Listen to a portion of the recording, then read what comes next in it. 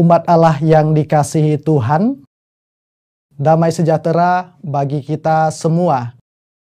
Bersama saya, Diakon Christian Asmara Tungga CM, dalam Mimbar Agama Katolik hari ini.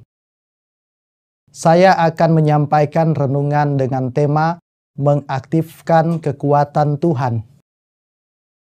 Baiklah, sebelum memulai renungan ini, kita akan berdoa terlebih dahulu. Dalam nama Bapa dan Putera dan Roh Kudus, amin. Allah Bapa sumber kasih, kami bersyukur atas berkat dan rahmat-Mu, sehingga pada hari ini kami dapat berjumpa dalam mimbar agama Katolik, dan semoga melalui permenungan yang akan kami dengarkan, kami semakin bertumbuh dalam iman, dalam harapan, dan dalam kasih. Kami juga mengucap syukur atas penyertaan-Mu dalam tugas, dalam setiap pelayanan yang telah Engkau percayakan dalam hidup kami, sehingga semuanya itu dapat kami kerjakan sesuai dan seturut dengan kehendak-Mu. Demi Kristus Tuhan dan pengantara kami. Amin. Dalam nama Bapa dan Putera dan Roh Kudus. Amin. Baiklah, sebelum memulai renungan ini, kita akan mendengarkan Sabda Tuhan. Sabda Tuhan yang akan saya bacakan diambil dari surat kedua Rasul Paulus kepada jemaat di Korintus. Mari kita siapkan hati kita. Dan supaya aku jangan meninggikan diri karena penyataan-penyataan yang luar biasa itu, maka aku diberi suatu duri di dalam dagingku, yaitu seorang utusan iblis untuk menggocoh aku, supaya aku jangan meninggikan diri. Tentang hal itu, aku sudah 3 kali berseru kepada Tuhan, supaya utusan iblis itu mundur daripadaku. Tetapi jawab Tuhan kepadaku, "Cukuplah kasih karuniaku bagimu, sebab justru dalam kelemahanlah kuasaku menjadi sempurna. Sebab itu terlebih suka aku bermegah atas kelemahanku, supaya kuasa Kristus turun menaungi aku. Karena itu aku senang dan rela di dalam kelemahan, di dalam siksaan, di dalam kesukaran, di dalam penganiayaan dan kesesakan oleh karena Kristus. Sebab jika aku lemah, maka aku kuat." Demikianlah sabda Tuhan. Bapak Ibu, saudara-saudari yang terkasih, pernahkah Bapak Ibu merasa hidup ini seperti sebuah perjalanan? Ada saat-saat kita berjalan di jalan yang lurus, mulus, dan mudah dilalui. Namun ada kalanya jalan itu berkelok, menanjak, berlubang, bahkan berbatu.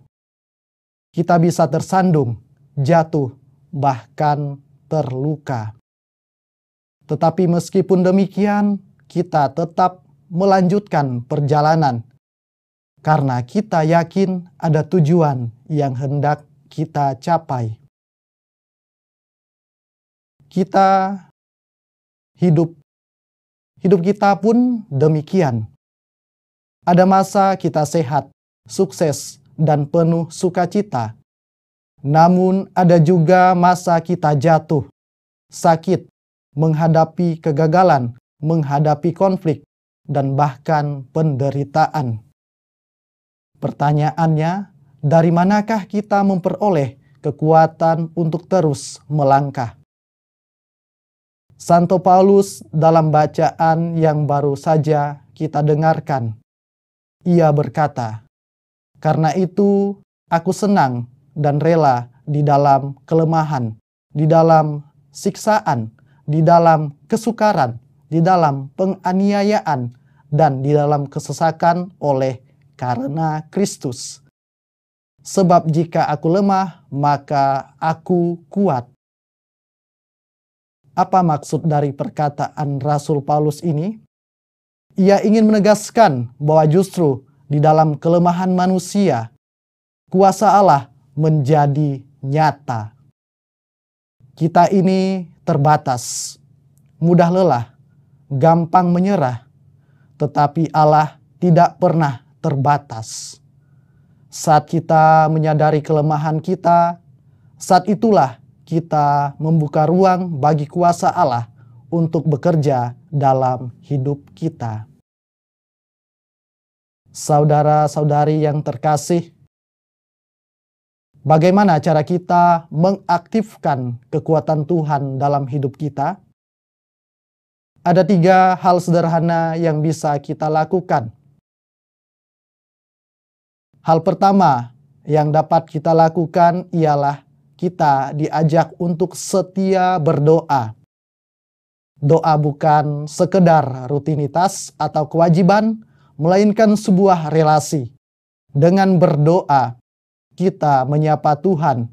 Kita berbicara dengan Bapa yang penuh kasih. Kita seringkali berdoa agar penderitaan atau kesulitan kita dihilangkan. Namun doa sejati adalah saat kita mohon kekuatan agar kita dimampukan untuk menanggung setiap penderitaan itu bersama dengan Tuhan. Doa membuat kita tidak sendirian. Dalam doa, kita menyerahkan segala kelemahan kita dan membiarkan kuasa Allah bekerja.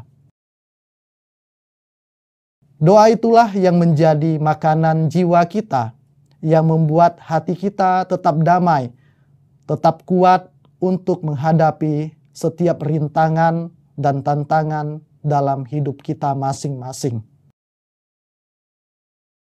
Cara yang kedua untuk mengaktifkan kekuatan Tuhan, yaitu melalui kesetiaan untuk mendengarkan dan merenungkan sabda Tuhan.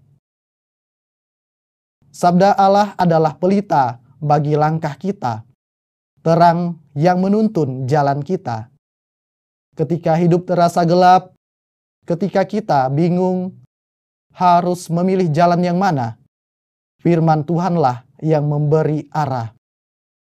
Dengan mendengarkan sabda Tuhan setiap hari, kita akan diberi kekuatan dan dituntun oleh Roh Kudus yang senantiasa menguatkan dan membimbing hidup kita.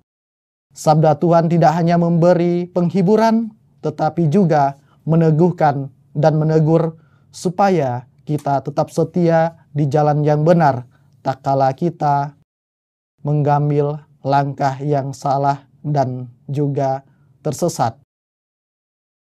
Bayangkan, tanpa firman Tuhan, kita seperti orang yang berjalan dalam kegelapan.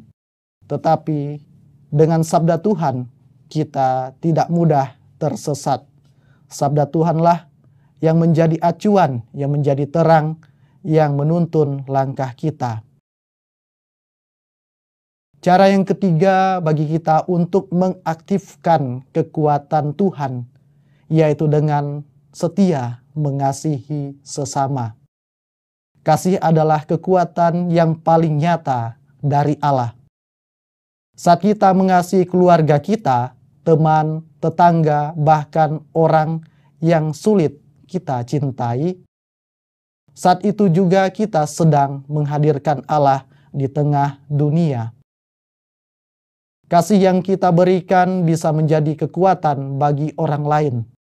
Kadang hanya dengan menyapa, mendengarkan, atau memberi semangat, kita bisa menjadi tanda kasih Allah.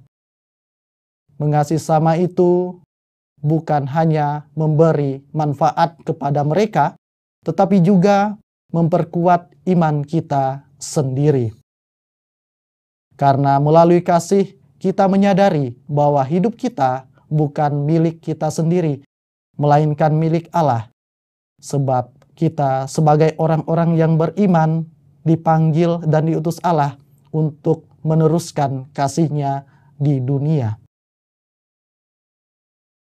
Saudara-saudari yang terkasih, Yesus sendiri sudah memberi teladan.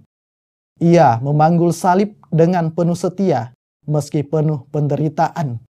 Tetapi karena kesetiaan itu, ia akhirnya masuk ke dalam kebangkitan dan kemuliaan. Artinya, jalan salib bukan akhir, melainkan pintu menuju kehidupan baru. Demikian juga kita, kalau kita setia berdoa, setia mendengarkan sabda Tuhan, dan setia mengasihi sesama, kita pun akan mengalami kebangkitan dalam hidup kita. Memang mengatakan hal ini sungguh mudah, tetapi untuk mempraktikkannya tidak selalu gampang. Namun justru disitulah letak iman kita. Kita percaya bahwa hidup ini bukan hanya milik kita, melainkan milik Allah.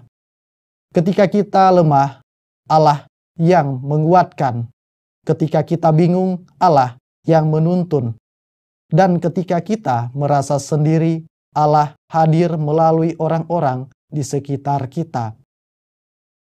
Maka marilah kita terus belajar mengaktifkan kekuatan Tuhan dalam hidup kita. Jangan hanya mengandalkan diri sendiri, sebab kita terbatas.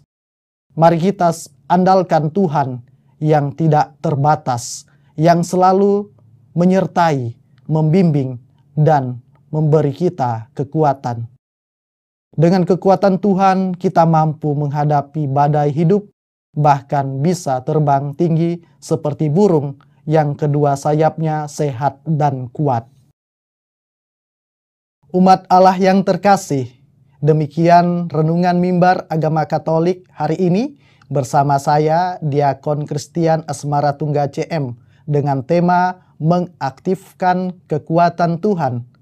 Terima kasih perhatian Anda, dan perjumpaan ini saya akhiri dengan berdoa serta mohon berkat Tuhan. Dalam nama Bapa dan Putera dan Roh Kudus. Amin. Allah Bapa yang Maha Pengasih, terima kasih atas sabda-Mu yang selalu menuntun, membimbing, dan menguatkan hidup kami. Semoga melalui ketekunan kami dalam berdoa, mendengarkan sabda-Mu, dan juga kesetiaan kami dalam melaksanakan kasih dalam setiap tugas dan pelayanan kami, membuat kami semakin menjadi orang-orang yang berbuah di dalam hidup ini. Dan semoga juga kasih-Mu selalu hadir dalam setiap hal yang telah Engkau percayakan dalam hidup kami, baik itu dalam pekerjaan dan tugas kami masing-masing. Sehingga dengan demikian kemuliaan nama-Mu semakin nyata di muka bumi ini. Demi Kristus Tuhan dan pengantara kami. Dalam nama Bapa dan Putera dan Roh Kudus. Amin.